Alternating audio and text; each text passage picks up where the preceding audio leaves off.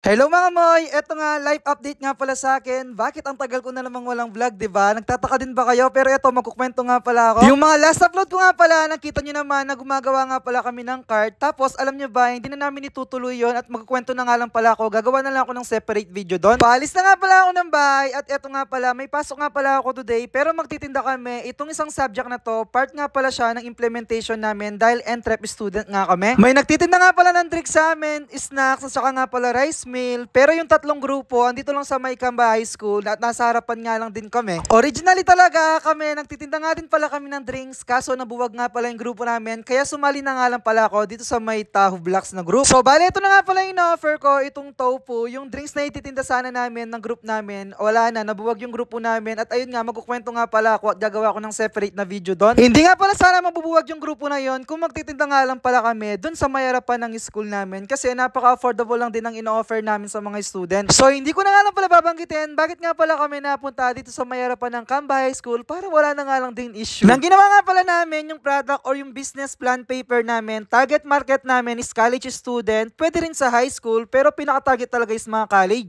So since hindi nga pala kami nagtinda inside and outside na malapit sa school namin, medyo nakaka-challenge siya sa part namin. Tapos nga pala yung pinagpesuan namin, hindi totally sila talaga yung mga target market namin. Kaya pagalingan na nga lang pala sa pagbebenta, balik kami nag-offer nga pala kami dito ng tofu na meron nga palang 3 flavors of dipping. Meron kaming cheese sauce, teriyaki sauce, at nga pala garlic mayo. Ayan nga pala, pinatid ko nga pala dito yung tent kasi napakainit ng pwesto namin. May mga student na bumili nga pala from school namin. Kahit medyo may kalayuan, pinuntuhan nga pala kami at sinuportahan. Kaya kayo kung malapit nga lang pala kayo dito sa Maykamba High School at kung gusto nyo nga pala tikman yung tofu namin, ayan, message lang kayo dito sa page namin. Kapag tofu nga lang pala yung binili nyo, 25 pesos, meron na nga pala siyang isang dipping. Tapos naman, kapag with rice is 35 pesos. May followers nga pala tayo na nanonood sa atin. Sabi niya, bakit nga daw ang tagal ko nang walang upload? Nagbablog pa daw ba ako? Sabi ko naman, medyo busy nga pala sa school at eto mo nga talaga yung pinagtutuunan ko ng pansin. Kaya sa mga nakakilala sa akin dyan or mapapadaan man kayo dito sa pwesto namin, hinto kayo, tikman nyo nga pala itong tofu namin. Alam niyo naman yung lasa ng tofu, magkakatalo nga lang dyan sa may sauce. Ayan, pinatikim ko na nga rin pala sa kaibigan ko na si Ate Georgia, tapos kumain na rin ako ng pastil sa kanila. Pero wag kayong mag-alala dahil ito nga pala yung pinaka main product namin. Sa ngayon, ito muna yung ipupush namin, pero magdadagdag nga pala kami ng ibang product sa mga susunod na araw or linggo. Sabihin nyo lang kung magpapasama nga pala kayo sa vlog at meron kayong ipapa-shoutout, ay nisasama ko naman kayo, wag lang kayong mahiya, magsabi lang kayo. Tingnan nyo nga pala itong classmate ko na si Sai, na beberat na nga daw siya. Paano daw ibenta tong tokwa na to? Paano nga pala yung sad face?